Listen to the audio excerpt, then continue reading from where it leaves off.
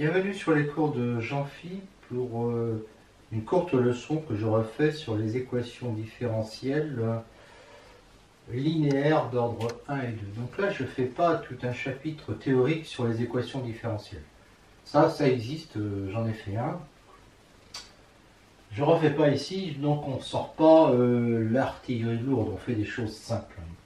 Une équation différentielle linéaire, EDL, d'ordre 1 est une équation de la forme a de t, y' de t, plus b de t, y de t, plus c de t est égal à c de t. Où a, b, c sont des applications continues définies sur un intervalle i de r à valeur dans k, qui est r ou c, et a une fonction non nulle. I n'est pas forcément connu à l'avance parce qu'on va résoudre une équation. Alors, l'inconnu, c'est y. Mais on va voir que i, on va essayer de le prendre à chaque fois le plus grand possible. Et on cherche donc le plus grand possible. Résoudre l'équation, c'est déterminer toutes les applications dérivables f de i vers k, vérifiant a de t plus f' de t, je remplace y par f, plus b de t f de t égale c de t, quel que soit t appartenant à i. Si f vérifie l'équation 1, c'est une solution de 1. À cette équation complète, on associe l'équation différentielle linéaire homogène dans laquelle on a remplacé donc c par 0. Donc c'est celle-là. Elle aussi est d'ordre 1 puisqu'il y a y'. D'accord, il n'y a qu'une dérivée. Première. 1 et 2 sont des linéaires car si f et g de i vers k sont des solutions de l'équation 2, alors lambda f plus g est une solution de l'équation 2. Démonstration évidente. J'ai ça, je pose h égale lambda f plus mu g qui est donc dérivable parce que f et g le sont, et on a ça. Donc quand je vais écrire a de t, h' de t plus b de t, h de t, ça va me faire a de t, lambda f' de t plus mu g' de t plus b de t, lambda f de t plus mu g de t, et je mets les f ensemble, et je mets les g ensemble, et comme ça vaut 0 et ça 0, ça fait 0. Donc j'obtiens bien que h est une solution de 2. En fait, l'ensemble des solutions de 2 est un sous-espace vectoriel de l'espace vectoriel des fonctions dérivables de i vers k. Car si je prends 0, il est non vide, puisque si je prends 0, cette fonction-là est une solution évidente de 2, pas de 1, mais de 2, d'accord? Et comme j'ai démontré que si f et g appartiennent à, je crois que je l'appelle S par exemple, ça, grand S, eh bien, lambda f plus mu g appartient aussi à S, ben, ça veut bien dire que S est un sous-espace vectoriel. Remarque, au lieu d'écrire l'équation différentielle comme ça, souvent on l'écrit comme ça. Donc, ça signifie qu'on recherche la solution y, y étant une fonction. Un exemple d'équation différentielle, ty' moins y égale 0. Alors une première approche, c'est de dire que sur un intervalle qui ne contient pas 0, et sur lequel la fonction ne s'annule pas, ben on peut écrire l'équation comme ça, c'est équivalent. Alors si y est positif, on intègre comme ça, et si y est négatif, on intègre comme ça, et on obtient ça. Donc dans les deux cas, on a une fonction yt égale de la forme lambda t. Lambda appartenant à R, j'ai mis oui, mais on va voir que mon lambda peut très bien appartenir à C. Lambda peut très bien appartenir à C. Ce qui incite à considérer la fonction z qui à t donne yt sur t, sur un intervalle qui ne contient pas 0. Alors z est dérivable, z' est égal à ça, et est égal à ça, et donc ça, bah, évidemment, comme si y est solution de l'équation différentielle, ça vaut 0. Donc z à ce moment-là est constant, et donc ça fait yt est égal à lambda t, d'accord? Alors lambda appartenant à C si on veut. Vérification, si on a une fonction y donnée par t, l'image de t c'est lambda t, où lambda appartient à C, bah, on a y' égale lambda, et on a bien ça. Donc y est solution, et toutes les solutions sont de cette forme. Donc on peut prendre i égale r, le plus grand intervalle qui convient. Pardon. Un peu fatigué. Exemple 2, une équation presque la même, mais c'est t au carré, on va voir que ça change quand même pas mal de choses. On procède de façon identique sur un intervalle qui ne contient pas 0 et sur lequel y ne s'annule pas. On a ça, on intègre comme ça, et pour y négatif, qu'on intègre comme ça. Dans les deux cas, on a yt égale lambda exponentielle 1 sur t, lambda appartenant à c. Soit z de t maintenant une fonction. Alors, on considère la fonction z de t égale ça, c'est-à-dire qu'on ça revient à faire passer ça de côté, on va montrer que cette fonction est constante. Ce qu'on avait fait avant. Bon, bah, les dérivables sur i, sa dérivée est égale à ça, et donc comme ça, ça vaut 0, ça fait 0, et donc z est constant.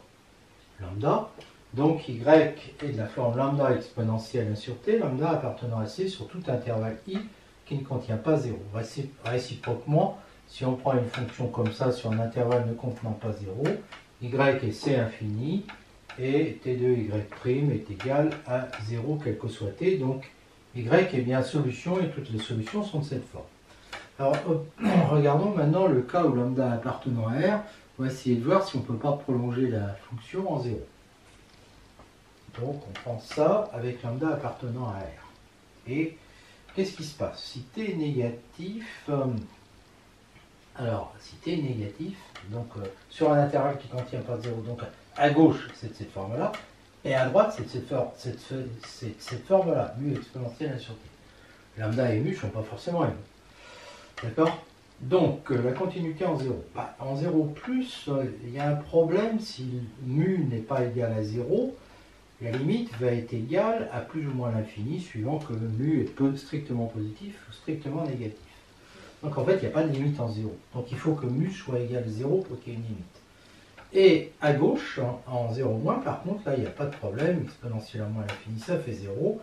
Donc, on peut prolonger cette fonction par continuité en 0 et poser y0 égale 0 à condition que mu soit égal à 0. Alors maintenant, observons la dérivabilité dans ce cas-là. Bon, bah, évidemment, ça, c'est égal à 0 si t est supérieur ou égal à 0, puisque y de 0 vaut 0, et puisque y de t vaut toujours 0. Et maintenant, à gauche,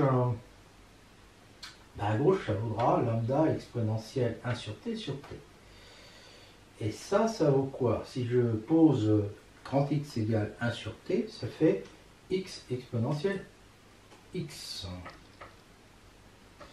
Et le grand X qui est égal à 1 sur t, comme t tend vers 0 moins, il tend vers moins l'infini. Donc ça tend vers 0. D'accord? Donc la limite est égale à 0. Donc f est dérivable et f' de 0 est égal à 0. D'accord? Et de plus, pour t égale à 0, bah, si je remplace t par 0 ici, ça fait 0 fois 0 plus 0 égale 0 fois égale 0, la tête à Toto.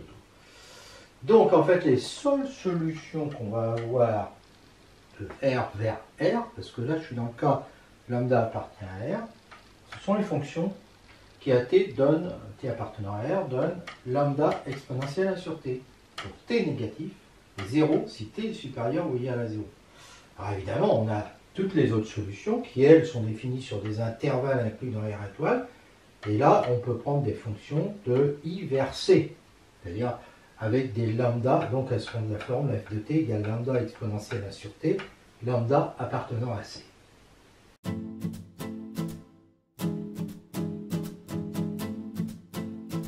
Si la fonction a ne s'annule pas sur i, ça équivaut à ça. Donc en fait, ça on va l'appeler a de t, ça on va l'appeler a b de t, donc on va se ramener à des équations qui sont comme ça, ou bien y, ça sera l'équation homogène, soit y' de t égale a de t y t plus b de t. Donc a et b sont deux fonctions continues d'un intervalle i de r vers k égale r ou c. Les solutions de l'équation homogène, d'accord? Alors elle est homogène, parce que si je fais passer de côté, ça fait 0. Sont de la forme t appartenant à, c'est des fonctions qui à t appartiennent à i, appartenant à i, associent lambda exponentielle à t, où lambda appartient à c, et grand A avec une primitive de petit a. Ce qui est possible puisque la fonction petit a est continue. Et l'ensemble des solutions est une droite vectorielle sous espace vectoriel de l'espace du C espace vectoriel des fonctions dérivables de I vers C. Les solutions de l'équation complète 2, celle-là.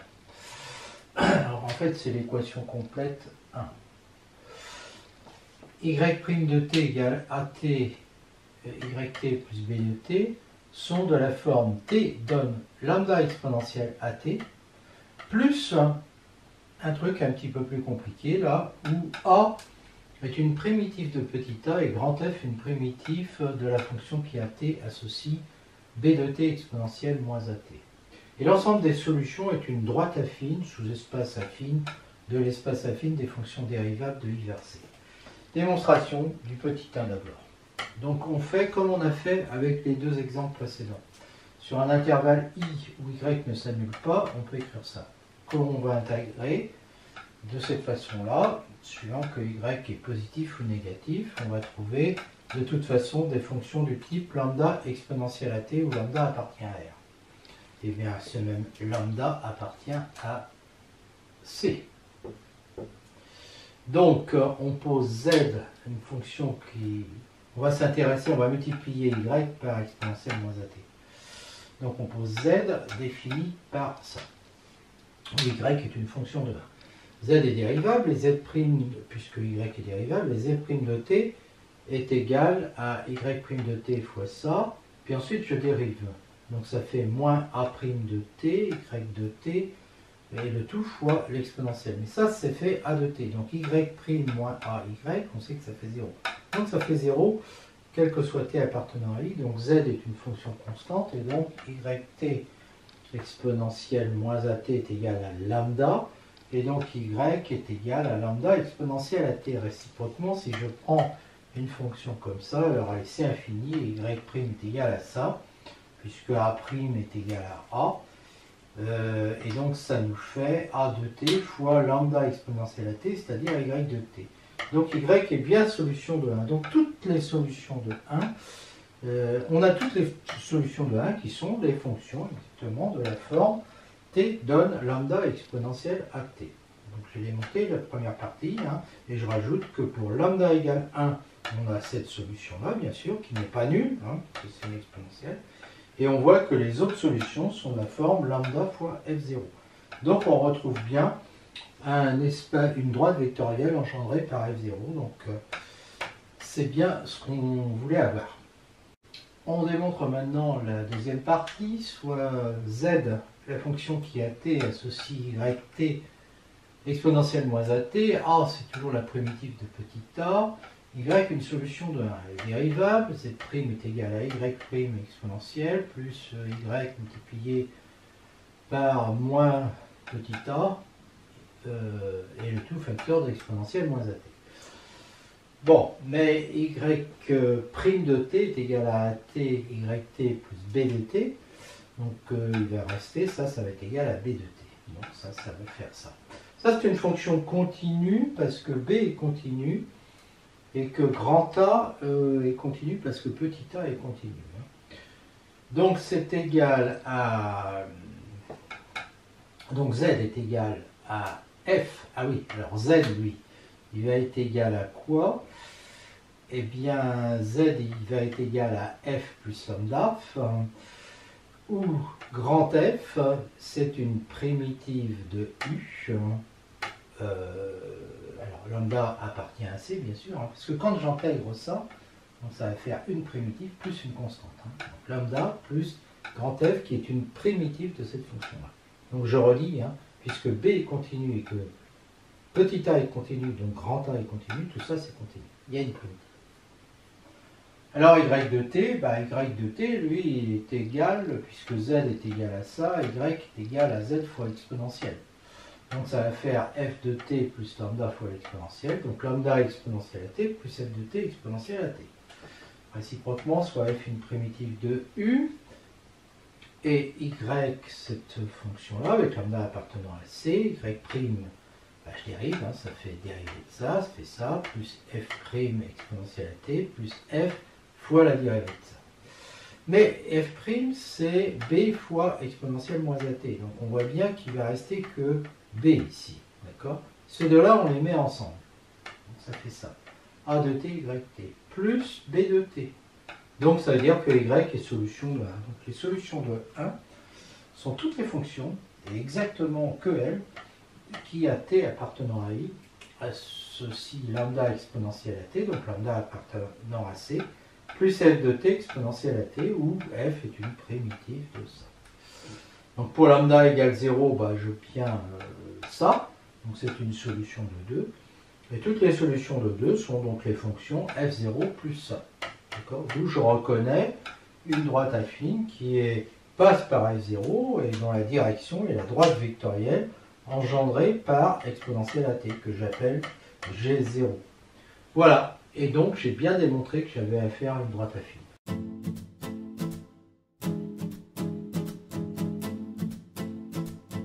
Propriété AB de fonction continue de I vers C, un intervalle de R.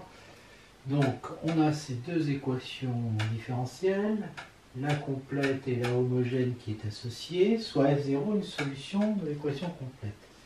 Et F une fonction dérivable. Les solutions de 1 si et seulement si F moins F0, les solutions de 2, ce qui équivaut à dire que F est égal à F0 plus une solution n'importe laquelle de 2.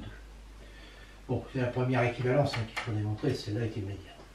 Et puis, on a une unique solution au problème de Cauchy. Le problème de Cauchy, c'est de fixer un T0 appartenant à I, un Y0 appartenant à C, et de dire qu'il y a une unique solution à l'équation complète qui vérifie f de T0 est égal à Y0. On va démontrer ça aussi. Donc, petit 1, f solution de 1, ça équivaut à dire ça, quel que soit t, mais comme f0 est une solution, on a déjà ça. Donc, je peux remplacer 0 par ça, ce qui équivaut à dire ça. Je fais passer de l'autre côté, je factorise, et j'ai f' de t moins f0' de t qui fait la dérivée de f moins f0. Et donc, j'ai exactement ça qui est égal à 0, que je vois que c'est équivalent à dire que f moins f0 est solution de 2. La dernière équivalence, c'est la même chose que la première. On sait que l'équation 1 a des solutions, soit f0 est une solution de 1. Ça, on l'a déjà vu avant. F est une solution de 1 si et seulement si f moins f0 est une solution de 2, ce qui revient à dire qu'il existe lambda appartenant à C tel que f de t moins f de t0 est égal à lambda exponentielle à t, où a est une primitive de 1 sur i. F de t0 égale y0, ça équivaut donc à dire que f de t0,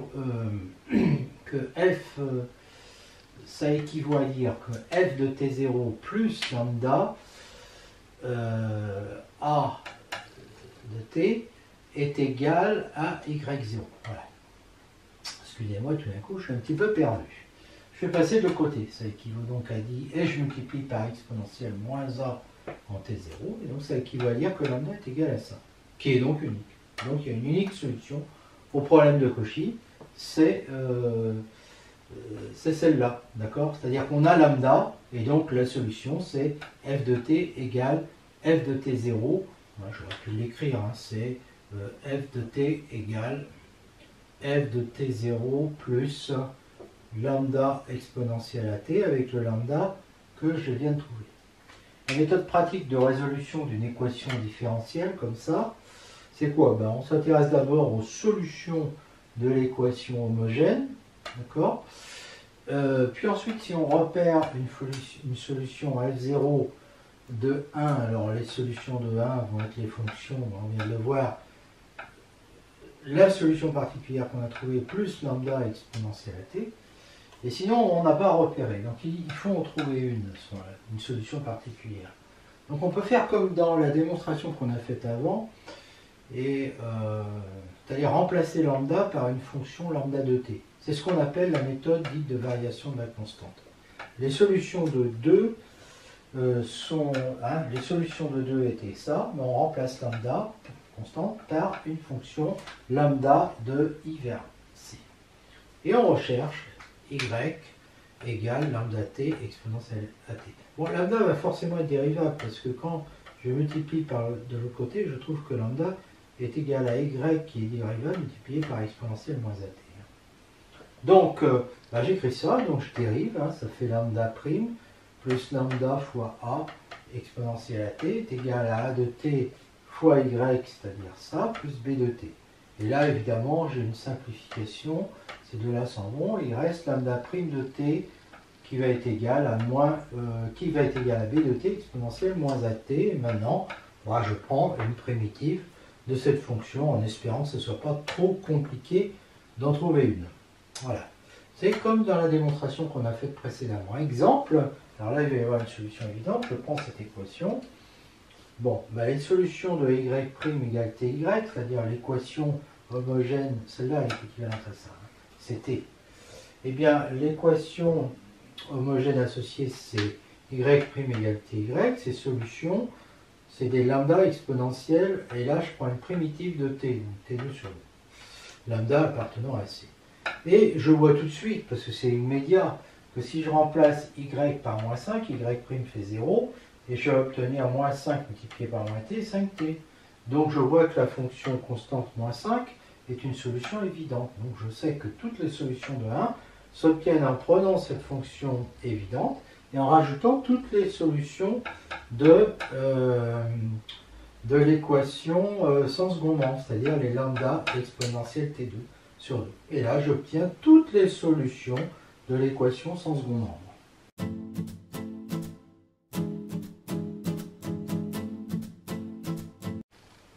On passe maintenant aux équations différentielles d'ordre 2 à coefficient constant.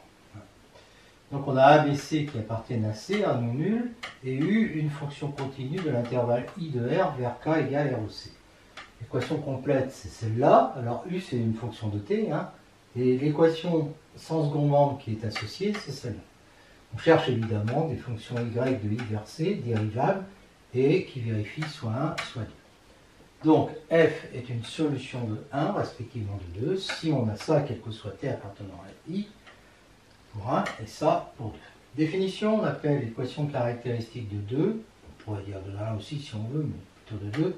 L'équation complexe, AZ2 plus BZ plus C égale 0, pour Z appartenant à C, elle est bien du second degré, puisque A est différent de 0. Le discriminant, c'est B2 moins 4AC, je l'appelle delta. Si delta est différent de 0, cette équation 3 a deux solutions, l'équation 3, c'est celle-là, a deux solutions à R1 et R2 complexes, et les solutions de 2 sont alors, on va le démontrer, de la forme T donne lambda 1 exponentielle R1T plus lambda 2 exponentielle R2T. Si delta égale 0, l'équation 3 a une solution double R égale moins B sur 2A appartenant à C. Les solutions de 2 sont les fonctions qui à T associent ça. D'accord? Lambda 1, lambda 2 appartenant à C. Démonstration, on cherche des solutions de cette forme. R appartenant à C, donc on a F', on a F seconde, puis on remplace dans l'équation. Et donc on écrit que A fois ça, plus B fois ça, plus C fois ça égale 0. On factorise l'exponentielle et finalement on trouve que c'est équivalent à dire que R2 plus BR plus C, il manque le R ici, est égal à 0. Donc si delta est différent de 0, il y a deux solutions R1 et R2, soit Y une solution de 2 et Z, et on pose Z égale YT exponentielle moins R1T, j'aurais pu mettre moins R2 si je voulais. Z c'est infini, on peut la dériver deux fois.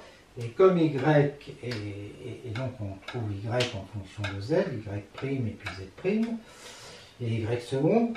Et donc on remplace dans cette équation-là, et dire ça, ça équivaut à dire que A fois ça, plus B fois ça, plus C fois ça est égal à 0. Et ça équivaut, je vous laisse vérifier.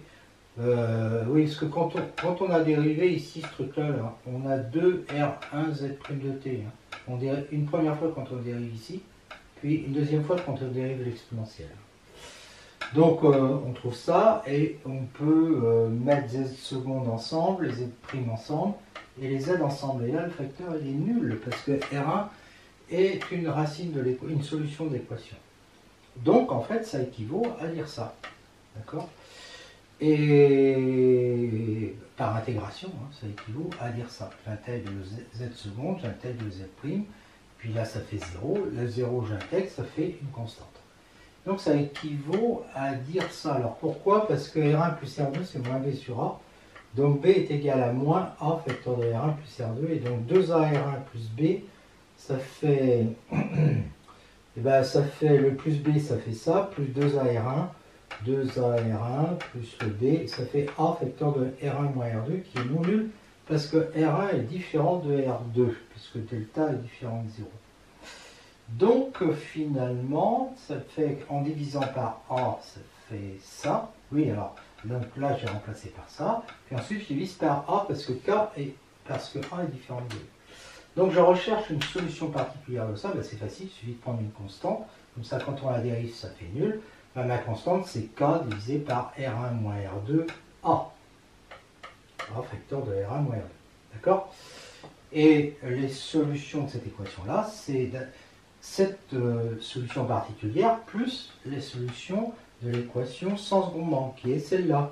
Et celle-là, on sait que les solutions sont des lambda exponentielles à t, où a de t est une primitive de R2 moins R1. Parce que quand je passe de l'autre côté, ça fait R2 moins R1. Et bien ça, c'est des lambda exponentielles R2 moins R1 t, lambda appartenant à C. Et donc, dire ça, ça équivaut à dire que z de t est égal à lambda fois ça, plus k sur ça. D'accord? Ça, c'est z. Mais ça équivaut à dire que y de t est égal à ça multiplié, parce que le y de t, c'est z fois exponentielle R1t. Donc, je multiplie par exponentielle R1t. Il ne me reste plus que lambda exponentielle R de t, voilà, plus k exponentielle R1t sur a facteur de R1 moins R2. Bon, bah ça c'est de la forme lambda exponentielle R1t plus mu. Alors j'ai changé, j'ai inversé lambda et mu, ça n'a aucune importance ça. Exponentielle. Il y a un truc en exponentielle R de t fois un nombre complexe, et un truc en exponentielle R1t fois un nombre complexe. D'accord? Voilà. On continue la démonstration. Alors, je vais quand même faire une remarque avant, c'est que ici, jusqu'à maintenant, on a pris des fonctions définies sur i parce que u est défini sur i. Et donc, dans les solutions de cette équation aussi, j'ai écrit l'intervalle i, parce que bon, on étudie les deux en même temps. Mais en réalité, si je prends cette équation-là, où il n'y a pas u, je peux très bien prendre pour intervalle i tout grand R. D'accord? Donc en fait, ce que j'ai démontré ici, c'est que si y est solution de 1, y est de la forme t appartient à i, mais je peux prendre i égale r, donne lambda exponentielle R1t plus mu exponentielle R de t. Réciproquement, si je prends des fonctions comme ça, je calcule la dérivée première, la dérivée seconde, et si j'écris a y seconde plus by' plus cy, bon, je vais trouver ça, hein, et puis ensuite on met un petit peu d'ordre, et on voit facilement que ça fait 0, puisque R1 est solution de l'équation du second degré, et R2 pareil, et donc je trouve que ça fait 0, quel que soit t appartenant à R. Donc Y est solution de 2, et donc les solutions de 2, dans le cas delta différent de 0, sont les fonctions qui à t appartenant à R associent lambda exponentielle R1t plus mu exponentielle R de t, lambda mu appartenant à C. Dans le cas delta égale 0, on fait le même travail, soit y une solution de 2, on peut prendre là aussi i égale r, et on considère cette fonction. Donc yt est égal à ça. Bon, ben, les calculs sont les mêmes que dans le cas delta différent de 0. Donc on va repartir de cette étape-là. On avait obtenu ça à un moment donné. Et là, je constate que 2AR plus B, ça fait 0, puisque R est égal à moins B sur 2A. Donc c'est équivalent à dire, ça c'est équivalent à dire que Z seconde égale 0, puis j'intègre ça deux fois, et je trouve que Z de t égale alpha t plus bêta. Et comme Y est égal à Z de t exponentielle RT, bah, je trouve que YT est égal à alpha t plus bêta exponentielle RT. Réciproquement, si je prends ça, je dérive. Alors bon, bah, il y a un petit travail de dérivation à faire. Je vous laisse vérifier. Puis ensuite, j'écris AY seconde plus BY prime plus CY. Et là, c'est du calcul, donc je vous laisse vérifier. Là aussi, je sais, c'est facile de le dire, mais tant pis. Hein. Exponentielle RT mis en facteur, je fais apparaître ça, c'est-à-dire T alpha facteur de AR2 plus BR plus C. mais je fais aussi apparaître des bêta facteurs de A R2 plus BR plus C, et j'ai un B plus 2AR facteur de alpha, et lui il vaut 0. Parce que R est égal à moins B sur 2A. Ça vaut 0 parce que R est la solution de l'équation du second degré, et ça aussi. Donc je trouve bien que ça vaut 0 quel que soit t appartenant à R. Donc Y est solution de 2. Conclusion, dans le cas delta égale 0, les solutions de 2 sont les fonctions t appartient à R donnent alpha t plus bêta exponentielle ART alpha bêta appartenant à C.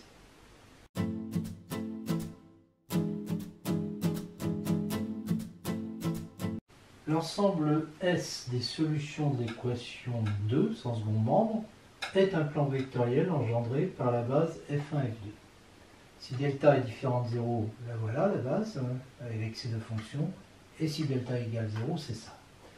Bon, S est un sous-espace vectoriel de l'espace grand E des fonctions, je pourrais dire 2 fois dérivable de R vers corps. En effet, on vient de voir que S est l'ensemble des fonctions de cette forme-là. Donc c'est un sous-espace engendré par F1, F2.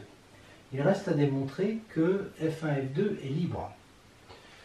Supposons que lambda F1 plus mu F2 est égal à 0. Comme F1 et F2 ne sont pas nuls, eh bien dire que lambda est égal à 0, ça équivaut à dire que mu est égal à 0. Donc supposons les deux non nuls. Alors on va avoir ça, et si delta est différent de 0, ça nous fait ça, donc ça. Et donc par dérivation, ça nous fait ça, égale 0, donc R2 moins R1 égale 0, et donc R2 égale R1, ce qui est faux. Dans l'autre cas, c'est encore plus simple, ça nous fait ça. Et par dérivation, ça fait 1 égale 0, ce qui est faux aussi. Dans les deux cas, on a une impossibilité, et donc on a en fait ça, et donc F1, F2 est libre. Et comme il est générateur, eh bien c'est une base de l'espace vectoriel des solutions de l'équation 2. D'accord? Donc c'est un plan vectoriel, cet espace. On reprend maintenant l'équation complète et puis l'équation sans second membre. Et on démontre un résultat qu'on avait déjà démontré avec les équations différentielles d'ordre 1, à savoir que si y0 est une solution de 1, et y une fonction de i vers k, alors y est solution de 1, si et seulement si y moins y0 est une solution de 2, ce qui équivaut à dire que y est égal à y0 plus une solution de 2. Démonstration, dire que y est solution de 1, ça équivaut à ça. Mais y0 est une solution de 1. Donc le u qui est là, je peux le remplacer par ça. Donc ça me fait ça. Donc ça équivaut à ça. Et là, je vois que ça équivaut à dire que y moins y0 est une solution de l'équation 2. D'accord? Voilà pour la première équivalence. Bon, bah, à ce moment-là, je peux dire que y est égal à y0 plus ça. Je tiens bien avec g solution de 1. G solution de 2. D'accord? Voilà. Et inversement, bah, si G est une solution de 2, ça veut dire que y moins y0 est une solution de 2, et donc que y est une solution de 1. Les solutions de l'équation complète forment un plan affine. Démonstration, première étape, il y a des solutions. Dans le cas de delta différent de 0, on prend z deux fois dérivable, et on considère cette fonction-là. Et on reprend les calculs qu'on a fait avant. Y est une solution de 1, ça aboutit à cette équation-là. D'accord? Donc je multiplie par exponentielle moins R1 de t, j'obtiens une fonction V de l'autre côté, donc c'est équivalent à dire ça. Et là j'intègre, hein, en prenant une primitive, ici W de V de t. Donc j'obtiens ça, c'est une équation du premier degré avec une fonction contenue ici. Je sais qu'il y a des solutions qui forment une droite affine, j'en prends une. Et comme on a procédé par équivalence, je suis sûr que cette fonction-là est une solution de 1. Et je fais la même chose quand delta est égal à 0, en prenant ça, où R est l'unique solution de l'équation caractéristique. Même calcul, mais cette fois-ci avec 2AR plus B qui vaut 0. Donc, dire que Y est solution de 1, ça équivaut à dire ça. D'accord? Où V, c'est cette fonction-là. J'intègre, et j'obtiens là encore une équation du premier ordre, hein, qui a des solutions qui forment une droite affine, j'en prends une. D'accord? Et j'obtiens ainsi une solution de 1. Dans les deux cas, j'ai donc trouvé une solution de 1. Alors pourquoi est-ce que ça forme un plan affine maintenant? F solution de 1 équivaut à F égale F0 plus G, où G est solution de 2. Les solutions de 2, je les connais. Ça forme un plan vectoriel engendré par F1 et F2. Donc elles sont de cette forme-là. Donc dire que F est une solution de 1, ça équivaut à dire qu'il existe lambda mu appartenant à K, tel que F égale F0 plus lambda F1 plus mu F2. L'ensemble des solutions de 1 apparaît donc clairement comme étant un plan affine qui contient F0 et de direction bien l'espace vectoriel, le plan vectoriel engendré par F1 et F2, plan vectoriel S, d'où le résultat. Les méthodes de résolution, c'est comme dans le premier ordre. Hein. On résout, enfin non, c'est pas comme dans le premier ordre. On résout d'abord l'équation caractéristique et ensuite on a les solutions de l'équation homogène. Voilà, ça c'est comme dans le premier ordre. Ensuite, il faut une solution particulière de l'équation complète, c'est ça le plus dur. On verra que suivant la forme de U, il y a des méthodes. Et quand il n'y a pas de méthode, on peut essayer par la méthode de variation de la constante. Un petit peu comme ce qu'on vient de faire là avec le Z. D'accord? Et puis enfin, une fois qu'on a une solution particulière, comme on a toutes les solutions d'équation homogène, on a toutes les solutions de 1.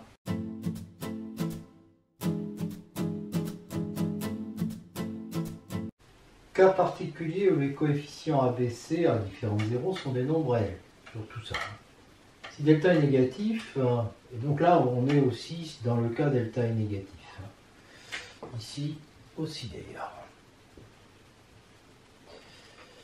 Les solutions de l'équation caractéristique sont de cette forme-là, elles sont conjuguées avec alpha, oméga appartient à R, oméga différent de 0 puisque les racines ne sont pas réelles. Une base des solutions de l'équation 2, on sait, avec y allant de R à C, on sait, on l'a déjà vu, que c'était ces deux fonctions-là. On remarque que F1 plus F2 sur 2, c'est-à-dire la partie réelle de F1, puisque F1 et F2 sont conjugués, c'est la fonction qui a t associée exponentielle alpha t cosinus oméga t. Et pour F1 moins F2 sur 2i, c'est l'image de F1, et c'est ça. Elle aussi, vu la définition, elles sont solutions de 2, elles sont solutions de l'équation 2, d'accord? Parce que c'est 1 demi de F1 plus 1 demi de F2, et 1 sur 2i F1 moins 1 sur 2i F2. Donc elles vont être solutions de l'équation 2 quand les fonctions arrivent dans C, donc aussi quand elles arrivent dans R. Et donc elles sont solutions, évidemment, celle-là à valeur dans R. Z1, Z2 est alors une base du R espace vectoriel S, SR, je le note, des solutions qui sont à valeur dans R. Et c'est aussi une base du C espace vectoriel et C des solutions qui sont à valeur dans C. Démonstration, on sait déjà que tous les deux sont des plans vectoriels, donc il suffit de vérifier que c'est un système libre. Eh bien, si je prends les coordonnées de Z1, Z2 dans F1, F2, le déterminant va être égal à... il n'est pas égal à ça d'ailleurs. Il est égal à I sur 2, qui est différent de 0. Donc, ce que je multiplie par I en haut, comme I carré est égal à moins 1, ça me fait 1 quart plus 1 quart égale à demi. Donc Z1, Z2 est une base du C espace vectoriel des solutions de SC. Lambda Z1 plus Z2 plus mu Z2 égale 0. Avec lambda mu appartient à R. Ça donne lambda égale mu égale 0. Puisque lambda mu, je peux toujours dire qu'on est dans C. Et que Z1, Z2 est libre dans SC.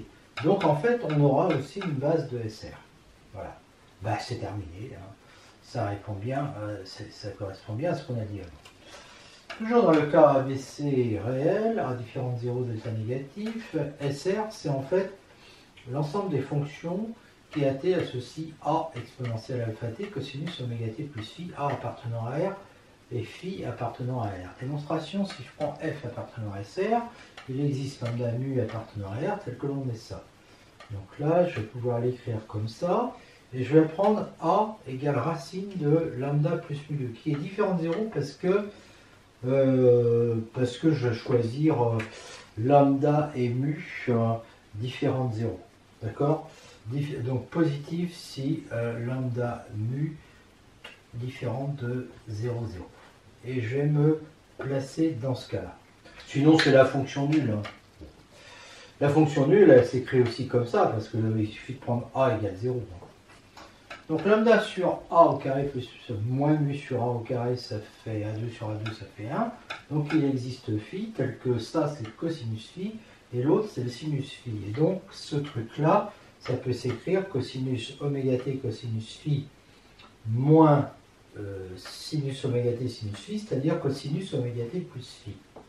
F appartient à SR implique que f de t est égal à... Alors j'ai ça en plus, hein, donc ça fait a exponentielle alpha t, si vous voulez, hein, a exponentielle alpha t, puis ce truc-là, je viens de voir que c'était cosinus oméga t plus phi, quel que soit t appartenant à R.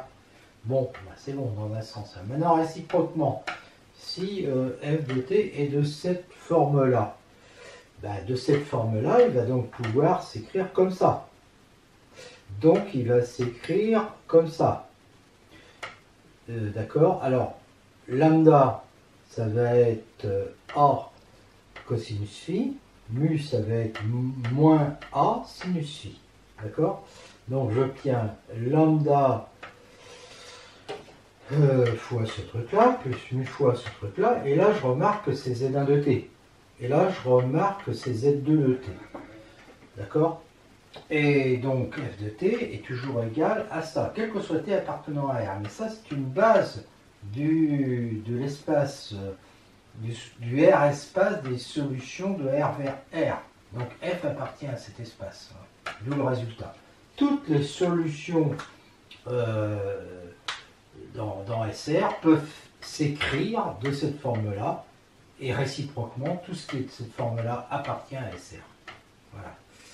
Donc, notons aussi que, alors, en conclusion, les solutions de l'équation différentielle, qui sont dans SR. Donc, F appartient à SR. Quand je prends F de R vers R, il appartient à SR. Si seulement si, il peut s'écrire lambda Z1 plus mu. Alors c'était Z1, je l'ai appelé, oui, plus mu Z2, okay, quel que soit T appartenant à R, mais ça équivaut à dire, d'après ce que j'ai lu, il existe A et phi appartenant à R, tel que F de T est égal à ça. A, on peut très bien le choisir positif, parce que s'il est négatif, je le remplace par moins A, et je rajoute pi ici, donc ce sera égal, d'accord? Donc en échangeant A et moins 1, et phi plus pi, on peut se ramener tout le temps à A qui est supérieur ou égal à 0.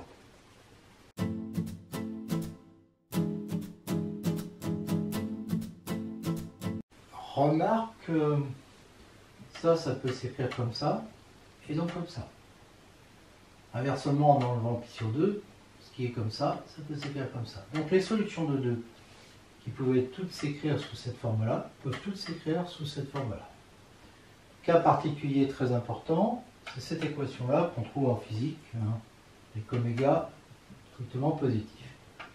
Les solutions de 1 sont les fonctions comme ça, d'accord, qui peuvent s'écrire comme ça ou encore comme ça. Démonstration. Donc ça, c'est équivaut à dire ça. L'équation caractéristique, c'est celle-là. Et elle a deux racines, plus ou moins i oméga, qui peuvent s'écrire comme ça, d'accord. Donc les solutions, d'après ce qu'on a dit avant, elles sont comme ça. Donc comme ça, peuvent s'écrire comme ça ou comme ça. Et comme ça. Unique solution au problème de Cauchy. Alors le problème de Cauchy, qu'on a déjà vu dans le cas des équations différentielles d'ordre 1, c'était, il y avait une unique solution pour avoir y en t0 qui est égal à y0. Là il en faut deux parce qu'il y a deux paramètres dans les solutions, lambda mu, ou a et phi. Donc le problème de Cauchy va être comme ça, quel que soit T0 appartenant à I, alors c'est l'intervalle où est de définition de la fonction U, hein. Quel que soit y0, y'0 appartenant à K, il y a une seule solution y de l'équation 1, c'était l'équation 1, AY seconde plus BY prime plus CY égale U. vérifiant y en t0 égale y0, y' en t0 égale y'0.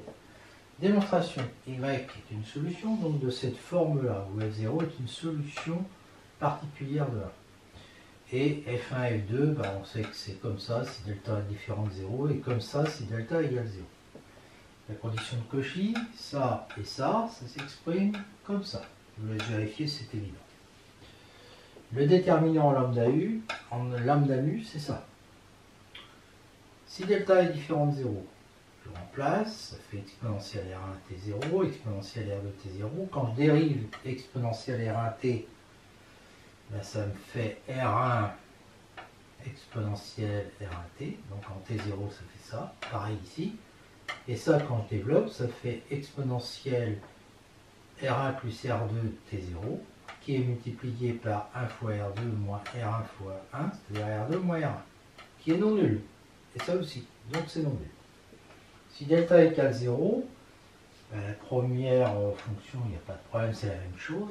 L'autre, c'est t exponentielle RT0. Donc en T0, ça fait ça. Pour la dérivée, quand je dérive t exponentielle RT, je vais avoir 1 exponentielle RT, donc en T0, ça fait ça, plus t exponentielle, une fois R, donc T0 fois R, exponentielle RT0. Donc je développe, je vais avoir du RT0 plus RT0 partout en exponentielle, donc exponentielle 2RT0. Facteur de quoi? Facteur de 1 fois 1 plus 1 fois RT0 moins R fois T0. Donc ça fait ça, différent de 0. Dans les deux cas, on a le déterminant qui est non nul. Donc le système admet une unique solution en lambda mu. Donc ça nous fera une unique solution Y vérifiant les conditions de Cauchy, d'où le résultat.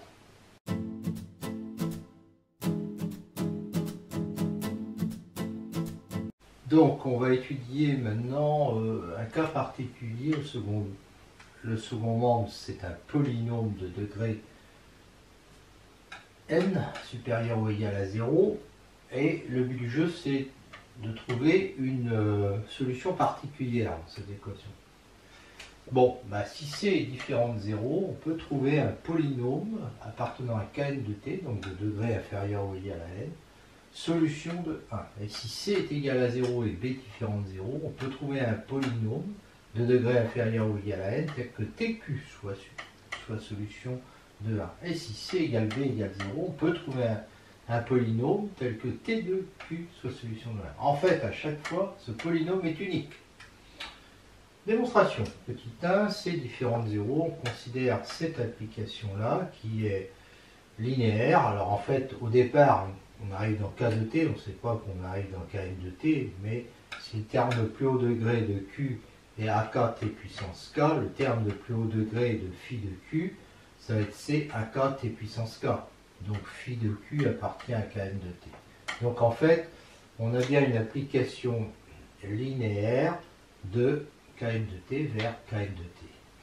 Et phi de q égale 0, donc ça implique que le terme de plus haut degré est nul, et donc k est nul et q égale 0. Donc en fait, le noyau de phi c'est réduit au polynôme nul, et comme kn est un k espace vectoriel de dimension n plus 1, fini, donc c'est un automorphisme de kn de t. Donc il existe un unique q tel que phi de q égale p, donc un unique q, solution de 1. Oui, parce que dire phi de q est égal à p, ça revient exactement, parce que phi de q c'était ça, égal à p, ça revient exactement à dire que c'est solution de 1. Petit 2, c égale 0, b différent de 0, cette fois-ci on change, et on prend ça. Si lambda appartient à q et q1 q2 appartient à kn, ben on va montrer que c'est linéaire. Phi de lambda q, bon, c'est évident, on sort le lambda, ça fait lambda phi de q. Phi de q1 plus q2, c'est tout aussi évident. On sépare en 4 termes, et puis on les regroupe 2 par 2, ça fait phi de q1 plus phi de q2, donc elle est linéaire. Si le terme de plus haut degré de q est ça, le terme de plus haut degré de phi de q, ben je vais le trouver ici. D'accord? Et donc ça va être quoi? Le t va venir multiplier ak t puissance k, donc ça va faire ak t à la puissance k plus 1, et quand je dérive, ça fait k plus 1 ak t puissance k. Alors c'est multiplié par b à cause de ça. Donc ça appartient bien à Kn de i, ou Kn de t, je vais lui mettre. Phi de q égale 0 équivaut à dire ça, donc ça implique que le terme de plus haut degré est nul, et donc que la k est égale à 0, parce que b est différent de 0. Donc q est égal à 0, donc le noyau est réduit au polynôme nul, hein, et donc phi est un automorphisme de Kn de t, et car Kn de t, toujours pareil, est un espace vectoriel, un K espace vectoriel de dimension finie n plus 1. Donc il existe un unique Q tel que phi de Q égale P. Mais ça revient à dire quoi? Ça revient à dire ça. Donc il y a un unique polynôme TQ qui est solution de l'équation 1. Parce que c'est C égale 0, donc là je rajoute plus 0, si vous voulez. Plus 0 fois TQ. Voilà. Donc il nous reste à étudier le cas B égale C égale 0. Fin de la démonstration dans ce cas-là. Cette fois-ci, on prend pour phi ça, évidemment linéaire. Si le terme de plus haut degré de Q est AK t puissance K, celui de T de Q c'est ça, et le terme de plus haut degré de sa dérivée seconde, ça va être ça. Donc je vois que phi de Q appartient à Kn de T, et donc il va réaliser un endomorphisme de Kn de T. Il est nul quand on a ça, c'est-à-dire ça implique qu'on ait ça, et donc k égale 0, donc q égale 0, donc phi est un automorphisme de Kn de t. Car Kn de t est un K espace vectoriel de dimension n plus 1, c'est exactement pareil que dans les deux premiers cas. Donc il existe un unique q tel que ça, et ça veut exactement dire que t de q est solution de 1, d'où le résultat. Exemple, avec cette équation, là on va être dans le premier cas, on cherche une solution particulière, donc de degré 3. Donc je dérive, dérivée seconde, je remplace là-dedans, j'identifie les termes de degré 3, de degré 2, de degré 1, de degré 0, et je trouve que Q de t est égal à t au cube plus 3t2 moins 6, donc c'est une solution particulière de l'équation que j'ai appelée 1. Alors maintenant, il faut les solutions de l'équation sans second nombre, je passe par l'équation caractéristique, c'est 2 moins z plus 1 égale 0, discriminant égale moins 3, donc solution complexe.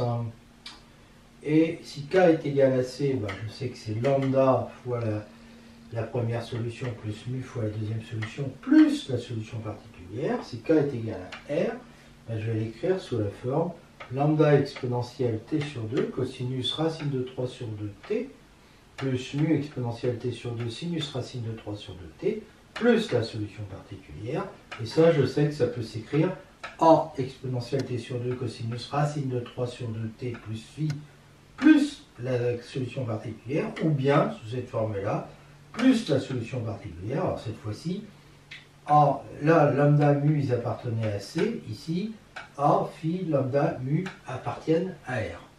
Exemple 2, avec cette équation différentielle, on est dans le cas C égale 0, B différent de 0, on cherche un polynôme Q tel que TQ est solution de 2. Donc TQ c'est fait ça, sa dérivée seconde. On remplace là-dedans, on identifie les termes en T carré, en T et puis les termes constants, et on trouve facilement A égale moins 1, B égale moins 2, C égale moins 2. D'accord? Alors ce qui compte c'est TQ qui est solution. TQ c'est ça. Donc en fait ce qu'on a trouvé c'est moins A égale moins 1, donc moins T au cube, moins 2T2, moins 2T. L'équation caractéristique nous donne deux solutions 2 et 0, et donc les solutions générales de l'équation complexe, c'est des lambda exponentielle de t plus mu exponentielle 0t plus tq, et là il y a une erreur, c'est plus tq, d'accord, et d'ailleurs j'ai bien mis plus tq. Alors, avec lambda mu appartenant à C si on veut des fonctions qui arrivent dans C, lambda mu appartient à R si on veut des solutions réelles. Exemple 3, on a ça, donc on est dans le cas B égale C égale 0, alors on pourrait trouver un polynôme de la forme T carré Q qui soit solution de ça. Mais franchement, ici c'est tellement simple d'intégrer qu'on va intégrer. J'aurais pu d'ailleurs faire avant.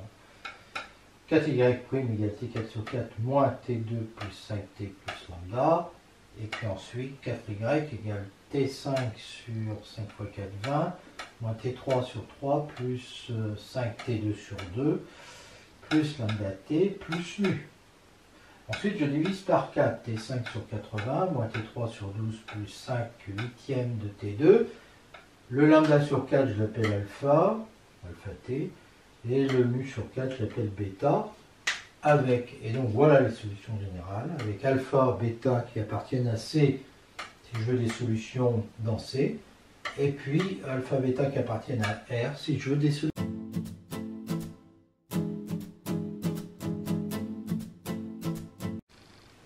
Alors, théorème, on a cette équation différentielle, là on a remplacé P de t par P de t exponentielle oméga t. Alors si oméga est égal à 0, on revient au cas précédent. A, B, C appartiennent à K qui est égal à R ou C, à différent de 0, oméga appartenant à K, P est un polynôme de K de T de degré N. Et 2, l'équation caractéristique AZ2 plus BZ plus C égale 0. Si oméga n'est pas solution de 2, alors il existe un unique polynôme Q appartenant à Kn de T tel que ça soit une solution de 1. Si oméga est solution simple de 2, il existe un unique polynôme Q de Kn de T tel que ça soit une solution simple. Et si oméga est une solution double de l'équation caractéristique, alors on a ici un unique polynôme tel que ça soit une solution de 1. Alors, donc ça a déjà été fait dans le cas oméga égale 0. Y solution de 1. Donc on pose z comme ça, qui est dérivable, et on a ça, ça et ça. Je vous laisse vérifier. Dire 1, ça équivaut à dire ça. D'accord? Et donc on peut enlever les exponentielles, et ça équivaut à dire ça. Alors, premier cas, ça c'est pas nul. Donc ça veut dire qu'oméga n'est pas solution de 2. On sait d'après le paragraphe précédent qu'il existe un unique Q appartenant à Kn de T tel que Q est solution de 3. 3 c'est celle-là. Et ça équivaut à dire qu'il existe un unique Q appartenant à Kn de T tel que Y égale Q de T exponentielle oméga T est solution de 1. Deuxième cas, ça c'est égal à 0. D'accord? C'est-à-dire ça égale 0, mais pas ça. Lui, il n'est jamais égal à 0, bien sûr. Bon, ça équivaut à dire ça que oméga est une racine double de 2. Alors, il existe un unique polynôme Q, on l'a vu par paragraphe précédent, tel que ça soit solution de 3. D'accord? 3 ici, il s'écrit comme ça. Et donc, ça veut dire qu'il existe un unique Q appartenant à Kn de T, tel que ça est solution de 1. Troisième cas, les deux sont nuls. Ça et ça. Donc ça équivaut à dire qu'oméga est une solution double de 2, parce que ça, c'est la dérivée, en fait. Hein. La dérivée de Z2 moins 2Z. C'est la dérivée de AZ2, ou je ne sais plus où je l'ai écrit. Voilà. AZ2 plus BZ plus C, quand je dérive, c'est 2AZ plus B. Donc ça dit que c'est une solution de ça et ça. Alors, donc ça devient ça. Mais, d'après le paragraphe précédent, toujours, il existe Q appartenant à Kn de T, tel que T de Q est solution de 3. Donc, il existe un unique Q. Oui, il existe Q, j'ai oublié de le dire, évidemment unique. Hein, tel que T2, Q de T exponentielle oméga T est solution de 1. Voilà. On passe des solutions de 3 aux solutions de 1 en multipliant par exponentielle oméga t, bien sûr. Un exemple avec ça. Équation caractéristique, bon, là c'est facile, z égale 1 est la seule solution, 2 n'est pas solution, donc il existe P, comme c'est du degré 1, on cherche comme ça, tel que P de t exponentielle de t, solution de 1. Donc Y est égal à ça. Y' est égal à A plus 2AT plus 2B exponentielle de T. Y seconde, c'est ça, 2A plus 2A, ça fera 4A plus 4AT plus 4B exponentielle de D, de T. et je mets ça dans l'équation y seconde moins 2y' plus y est égal à t, parce que j'ai simplifié les exponentielles de t. Ça équivaut à dire que ça est égal à t, donc a égale 1, et puis que ça est égal à 0, donc b égale moins 2. Donc ma solution particulière, c'est t-2 exponentielle de t. Alors la solution générale, là comme j'ai une équation caractéristique qui a une solution double, c'est lambda exponentielle t plus mu t exponentielle t, plus ma solution particulière. Alors lambda et mu, là j'ai mis, hop, c'est lambda, ils appartiennent à C si on veut des solutions de R vers C, ils appartiennent à R si on veut des solutions de R vers R. Exemple, y seconde plus y' moins 2y égale sinus t, puis y seconde plus 4y égale cosinus de t plus 3 sinus de t. Le premier, son équation caractéristique, apport solution 1 moins 2. La solution générale de l'équation sans second membre, c'est donc cette fonction-là, ces fonctions-là. Remarque que sinus t est égal à ça, et que i n'est pas la solution de ça, donc on va chercher une solution en a sinus t plus b cosinus t, on calcule y' second, on le met dans l'équation, on identifie avec sinus t, les sinus ensemble, et donc ça nous fait ça, d'accord? Et comme ces deux fonctions-là, je ne le démontre pas, mais c'est évident, forment une base de l'espace vectoriel de lambda cosinus t plus mu sinus t, on obtient a moins 3b qui est égal à 0, moins 3a moins b qui est égal à 1, et quand on résout le système, on obtient ça. Donc une solution particulière, c'est celle-là. Et les solutions de toutes les solutions de cette équation-là, ce sont les fonctions comme ça. Là j'ai pris ça et j'ai rajouté la solution particulière. La deuxième équation caractéristique a pour solution plus ou moins 2i. Alors, et on cherche une solution qui va être en at cosinus de t. Pourquoi? Parce que ici, le cosinus de t, il rappelle exponentielle, c'est la partie réelle d'exponentielle 2it. Donc on se dit qu'on ferait bien de chercher une équation de ce type-là. Pas une équation, une fonction de ce type-là. Alors si je fais ça, calculer y', puis y seconde, je remplace ici et j'identifie. Je trouve facilement a égale moins 3 quarts, b égale 1 quart. Donc une solution particulière de l'équation complète, c'est ça. Les solutions réelles, ça c'est facile, c'est les lambda cosinus de t plus mu sinus de t. Donc les solutions de l'équation 2 sont ça plus la solution particulière. Dernier exemple, avec ça, l'équation caractéristique z2 moins 2z plus 1 égale 0 a pour solution z égale 1. Et puis celle-là, l'équation sans second membre, a donc pour solution lambda exponentielle t plus mu t exponentielle t. On va chercher une solution qui va être de la forme a exponentielle moins t, ça vient de là, multiplié par cosinus t plus b exponentielle moins t sinus t. Voilà, c'est-à-dire ça. Donc je calcule la dérivée, puis la dérivée seconde, donc je vous laisse vérifier les calculs, qui est égal à ça, puis ensuite j'écris y seconde moins 2y' plus y. D'accord, et j'obtiens un gros truc comme ça, et j'identifie avec exponentielle moins t cosinus t. Donc je supprime les exponentielles moins t, j'identifie les termes en cosinus t et les termes en sinus t. En cosinus t, j'en ai 3a moins 4b qui est égal à 1, et puis en sinus t, je vous laisse vérifier 4a plus 3b qui est égal à 0, et donc là aussi je vous laisse vérifier a égale 3 sur 25 et b égale moins 4 sur 25. Donc j'ai ma solution particulière de l'équation complète, et en rajoutant les solutions de l'équation homogène, j'obtiens toutes les solutions de l'équation complète.